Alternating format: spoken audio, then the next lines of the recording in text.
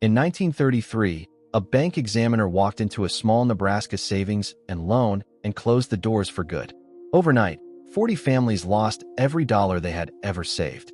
3 miles down the road, a widow named Etta Kowalski did not lose a cent because Etta never trusted a bank building in the first place. Her money was in a coffee can, a mason jar, and a hollowed-out fence post, and every dollar was right where she left it. Today, we carry our whole financial life in an app that can freeze, glitch, or vanish with one bad update. But our grandparents built wealth and protected it through the worst decade this country ever saw, without a single bank teller's permission. Number 14 on this list was quietly recommended by the federal government itself until it stopped being convenient for them. Number 3 is a trick that modern financial advisors are only now admitting worked better than what replaced it. Hit subscribe, and let us count down 25 forgotten money tricks that got American families through the Great Depression. Number 25, the coffee can bank. Before there was a savings account, there was a can. Your great-grandmother took an empty coffee tin, punched a slot in the lid, and set it on a pantry shelf where everyone could see it and nobody dared touch it. Every spare nickel, every found penny, went straight into that can. There was no interest, no statement, no fine print. There was also no bank run, no examiner nailing a notice to the door. When banks failed by the thousands, families who kept even a portion of their money in that can never lost it, no matter what happened downtown. It was not sophisticated. It did not grow, but it could not be gambled away by a stranger in a suit 3 states over. Number 24, the buried mason jar. For money that needed to survive longer than a season, your grandfather went outside. A mason jar, wax-sealed, wrapped in cloth, buried 2 feet down along a fence line only the family could identify. Bills folded tight, sometimes silver coins, sometimes a deed that mattered more than the cash itself. The location was never written down. It was told once, and repeated only in real necessity. A buried jar could not be seized by a bank in receivership. It could not be lost in a fire that took the house, but left the yard. Families who buried savings this way treated it exactly like insurance, money they hoped to never need. Number 23, the sock drawer ledger. Your grandmother did not need a bank statement to know where the family stood, because she kept her own. A plain notebook recording every dollar in, every dollar out, checked against her own memory.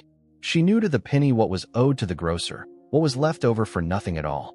This was not bookkeeping for its own sake. It was control. A family that watched its numbers every week caught a problem in October instead of January. Banks in the 1930s were opaque by design, and families who trusted a passbook over their own arithmetic learned too late the numbers didn't match. Her ledger never lied, because she was the one holding the pencil. Number 22, the milk money trick. Every family with a milk cow understood that a cow was income that arrived every morning whether the market crashed or not. Surplus milk and butter went to neighbors, to the store, to anyone willing to trade. A single cow could bring in a small but dependable stream of money through the worst years, because people never stopped needing milk for their children. Families structured their household economy around small, boring, dependable income, eggs, milk, garden surplus, rather than chasing one large, unreliable paycheck. It was diversified income built on a cow that showed up for work every single day. Number 21, the barter ledger. Cash was often the scarcest thing in a Depression household, so families kept a running account of favors instead. The blacksmith fixed a plow for a share of the harvest. A seamstress mended clothes for firewood cut and stacked. Nobody wrote contracts. Everybody remembered. A community running on trust-based trade kept functioning, even when actual currency was nowhere to be found. Families with strong barter relationships weathered cash shortages that broke isolated households. The ledger was never on paper. It was reputation, and reputation could not be wiped out by a closed door downtown. Number 20, the Christmas Club account. Banks like this one, at first. A family deposited a small fixed amount every week to have cash on hand by December. The trick wasn't the bank's generosity. It was your grandmother's discipline. She used the same principle without a bank at all, an envelope in the back of a drawer, filled a little at a time, so the money was simply there when it was needed, never touched for anything else. Forced, labeled, untouchable savings was one of the most reliable tools a Depression household had for surviving predictable expenses without a dollar of debt. Number 19, patching instead of replacing. Every dollar not spent on a new item stayed in the family. Shoes were resold, not replaced. Trousers were patched at the knee, then patched again. A broken tool handle was carved fresh from hickory rather than bought new. This was not stinginess. It was arithmetic. A family that kept an item working 3 extra years gave itself 3 years of income it didn't have to spend replacing it. Multiply that habit across every object in a household, and the savings were enormous, invisible on paper, but every bit as real as money in a vault. Here is where the truth about Depression-era money gets uncomfortable. Almost every trick so far comes down to one thing: distrust of a single point of failure. Your grandparents watched banks fail by the thousands, watched neighbors lose everything trusted to a teller's window, and drew one lesson. Never let one institution, one paycheck, hold your entire future. The coffee can, the buried jar, the barter ledger, none of these made anyone rich. What they did was ensure no single bad decision made by a stranger in a boardroom could take everything at once. We built the opposite system: one bank, one account, all wired together so a single glitch touches everything simultaneously. Your grandparents were not poorer for spreading it out. They were safer. Number 18, the egg money fund. In almost every farmhouse, egg money belonged, by unspoken rule, to the woman of the house, entirely separate from what the men earned. This was not small. In a decade when a bad harvest could wipe out a farm's main income overnight, egg money was the difference between limping through winter and going hungry. It bought school shoes, seed for spring, medicine when needed. Because it lived apart from the primary account, it survived disasters that touched everything else. Grandmother's small, unglamorous income turned out to be the most stable money in the household, precisely because nobody thought it mattered enough to risk. Number 17, produce trade at the general store. Long before credit cards, the country store ran on a tab settled in goods instead of cash. A family brought in eggs, butter, or a slaughtered hog, and the store owner credited it against flour, coffee, and cloth. Nobody expected the account to balance to zero every week, just to trend toward even over the season. This kept cash-poor families fed through months when actual dollars were nowhere in the house. It was a functioning credit system built on trust and produce. No interest, no penalty fees, just a relationship meant to last for years. Number 16, the rent-a-room trick. When a house had more rooms than the family needed, your grandparents did the obvious thing. They took in a boarder. A working man renting a spare bedroom, taking meals with the family, paying weekly, could cover a meaningful share of household expenses. It turned an underused asset, empty square footage, into steady income without a dollar of new investment. The house was already built and paid for. All it took was a spare bed and a willingness to share the table. Number 15, the seed money loan. Neighbors loaned each other seed and tools for the season, with the understanding that repayment came from the harvest, not from cash on hand. A family without enough seed corn borrowed from a neighbor who had extra and paid it back after the fall harvest. This kept farms operating through years when actual bank credit had dried up completely. The community became its own lending institution, with better terms and more patience than any bank, because the lender lived down the road and wanted his neighbor to succeed. Number 14, the Postal Savings Account. Starting in 1911, the United States Post Office offered a savings account backed directly by the federal government, available in nearly every town, including thousands with no bank at all. During the bank panics, postal savings became enormously popular because a post office wasn't going to simply close its doors and vanish with your money inside. Millions flowed into postal savings from Americans who no longer trusted private banking. The program quietly declined as private banks improved, until it was shut down completely in 1967. Your grandparents used the safest option the government ever offered, right up until that option was taken away. Now here is the part that should make you sit up. Every trick on this list shares a quality the modern financial industry doesn't want you thinking about too hard. None of it required paying anyone a fee to keep your own money safe. Banks make money by holding your money and lending it out, and every account comes wrapped in some kind of charge. Your grandparents built systems that cost nothing to maintain and answered to nobody but the family that built them. That's not nostalgia talking. That's what happens when a generation gets burned badly enough by financial institutions that they stop assuming those institutions have their best interest at heart. Number 13. The string and can savings trick. Teaching the habit of saving started small. A tin can, a piece of string, hung from a nail where a child could see it every day.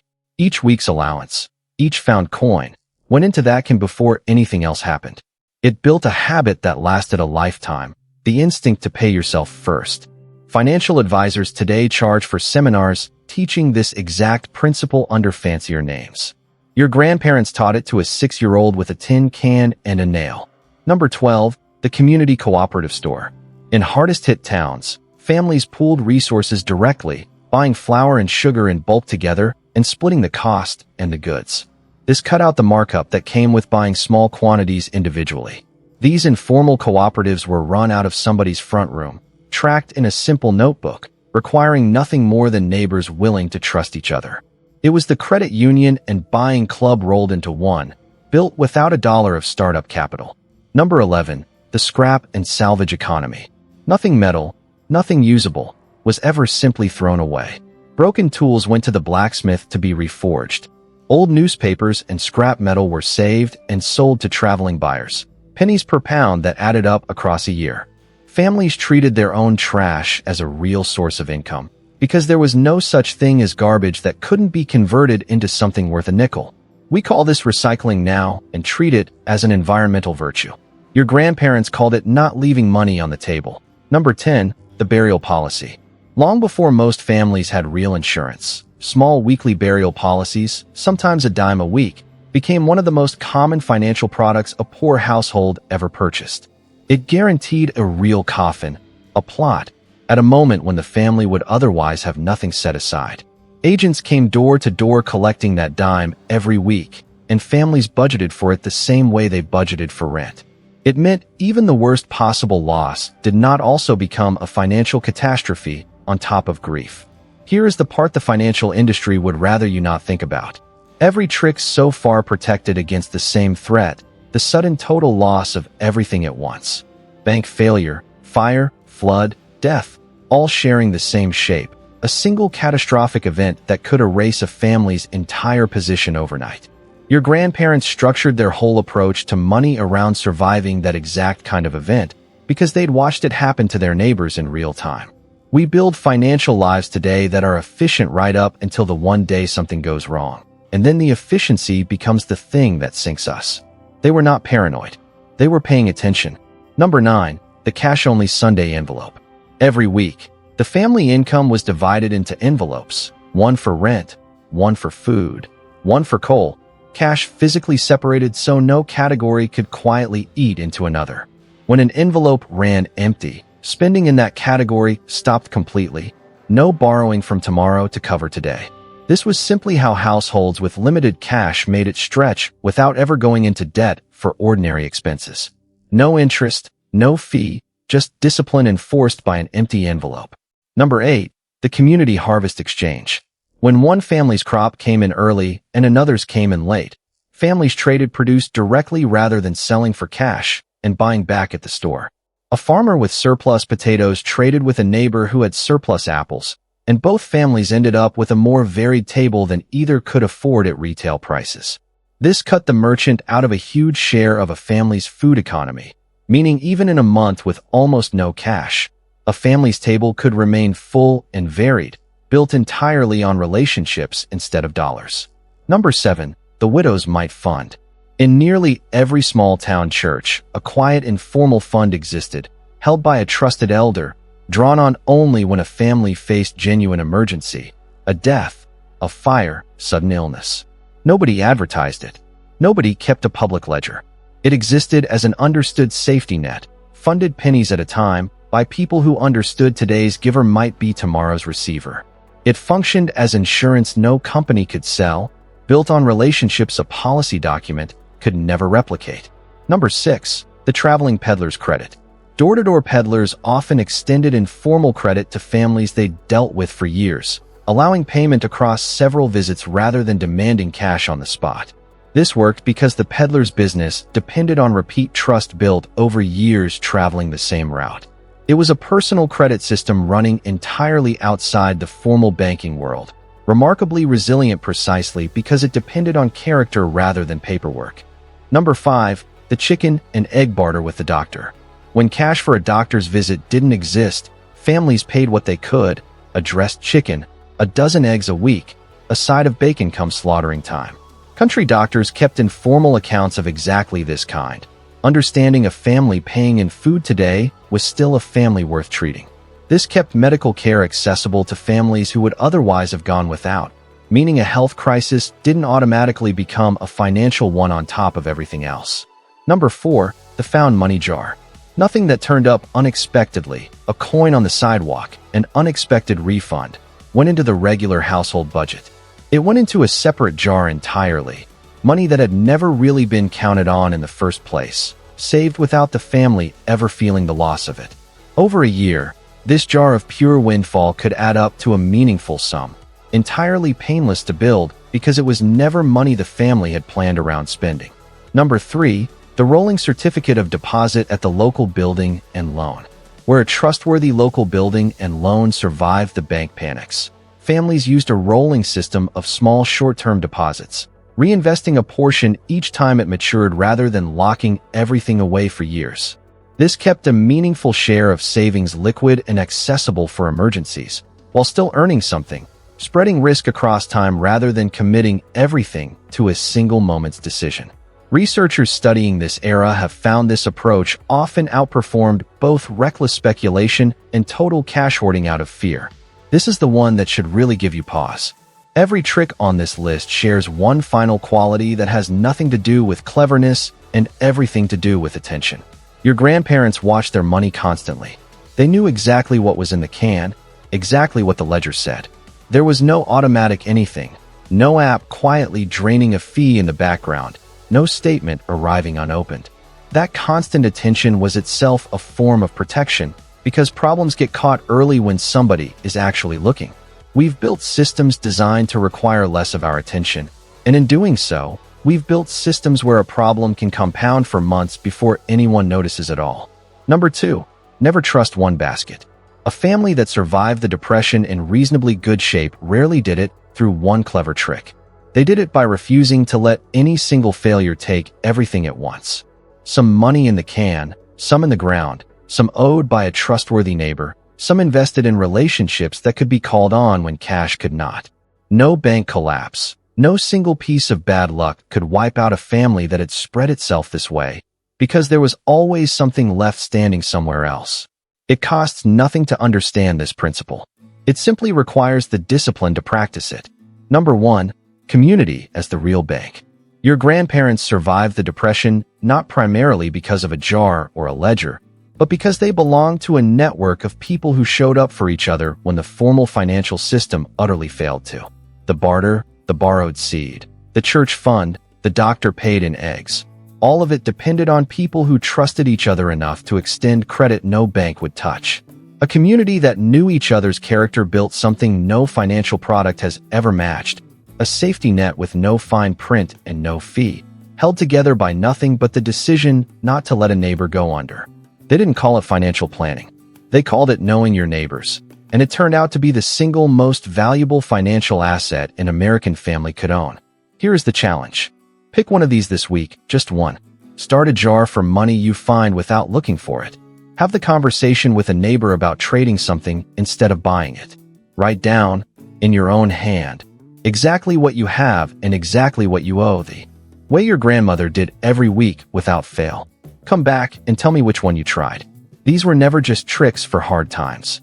They were a whole way of protecting the people you love with your own two hands, and we let almost all of it slip away.